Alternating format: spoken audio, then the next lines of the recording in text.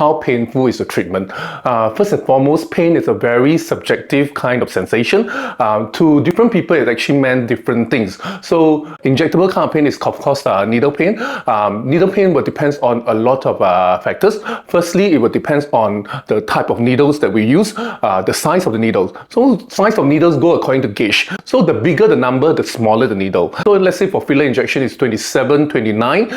Botox injection is insulin syringe 30, and for Rejuvenate injection even smaller, which is 33 gauge. So the smaller the needle, the less painful the injection. More superficial, the more painful it is. If injection is into the muscle, it's not that painful. If it's just underneath the skin, it's also not that painful. If it's very superficial, like a BCG injection, this shows my age because the younger patient now will not know what is a BCG injection, but that's for TB. We used to have this injection under the skin.